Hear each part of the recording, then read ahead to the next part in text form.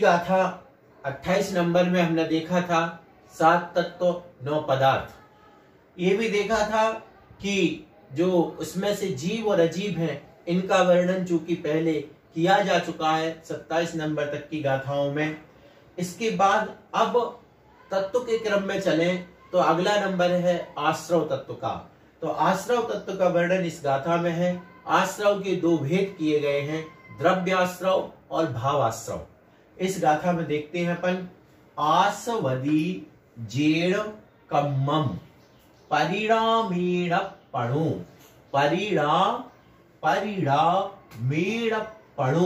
परिणामेण पणु स विण्डेयो भावासवो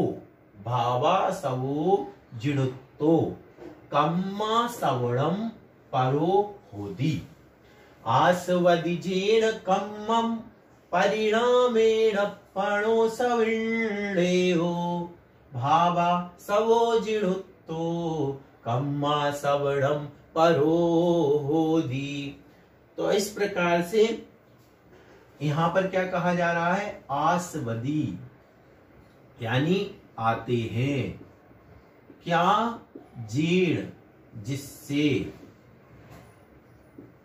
कम्मम कर्म जिससे कर्म आते हैं, किससे? परिणामेण परिणाम से।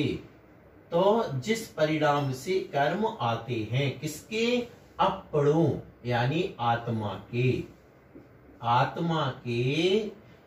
अपणों आत्मा के जीर्ण परिणामेण जिस परिणाम से कम्मम आस्वदी कर्म आते हैं, सा यानी वह, विण्डेयो जानना चाहिए, वह जानना चाहिए। क्या जानना चाहिए? भावासवो भाव आश्रव। क्या जानना चाहिए? उसे भाव आश्रव जानना चाहिए। किसने कहा है? जिणुत्तो जिनेन्द्र देव ने कहा है, जिनेन्द्र देव ने कहा है। यह जो भाव आश्रव वगैरह जो भी है, किसने कहा है? जिनेन्द्र देव ने कहा है। कम्म आसवणम यानी कर्म का आसवणम आना, कर्म का आना, परो होदी, परो मतलब इससे दूसरा। तो दूसरा, अब दूसरा कौन सा है भावाश्रव के अलावा? द्रव्याश्रव। तो द्रव्याश्रव होदी यानी होता है, होता है। क्या मतलब हुआ कि आत्मा के, सीधी सी पहले अर्थ समझे, आत्मा के जिस परिणाम से कर्म आते हैं वह भावाश्रव है और कर्मों का आना द्रव्याश्रव है, ऐसा जिनेन्द्र भगवान ने कहा है। अब देखते हैं, अपणों आत्मा के जीर्ण परिणामेण जिस परिणाम से यानी जिस भाव से कम्मम आस्वदी कर्म आता है, सा वह भावासवो भावाश्रव विण्डेयो जानना चाहिए। जिणुत्तो यानी जिनेन्द्र भगवान ने ऐसा कहा है। कम्मा सबड़म कर्म का आना, परो होदी दूसरा होता है यानी द्रव्याश्रव होता है। तो भावाश्रव द्रव्याश्रव।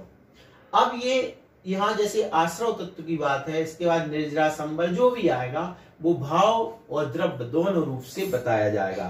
तो भाव में सीधी सी बात है, जिस भाव से जिस परिणाम से हमारे ये आश्रव हो रहा है वह भावाश्रव है।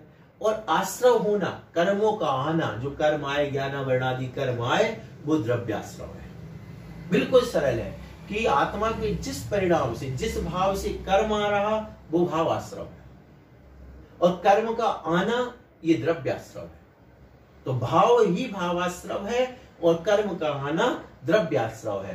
तो आत्मा के जिस परिणाम से कर्म आता है वह भावाश्रव जानना चाहिए और कम्मा सवड़म कर्म का आना यानी ज्ञानावरण आदि जो कर्म आते हैं वे द्रव्याश्रव कहलाता है, वह द्रव्याश्रव कहलाता है। एक बार देखते हैं यहाँ क्या लिखा हुआ है, इसको भी देख लेते हैं आपकी पीडीएफ में, पुस्तक में, कि देखो लोक में कार्मण वर्गणाएं ठसाठस भरी हुई हैं, उनमें कर्म रूप परिणमन करने की योग्यता भी है, परंतु जब तक जीव के राग द्वेष आदि परिणामों का निमित्त नहीं मिलता है तब तक कार्मण वर्गणाएं आकर्षित होकर जीव में नहीं मिलती हैं।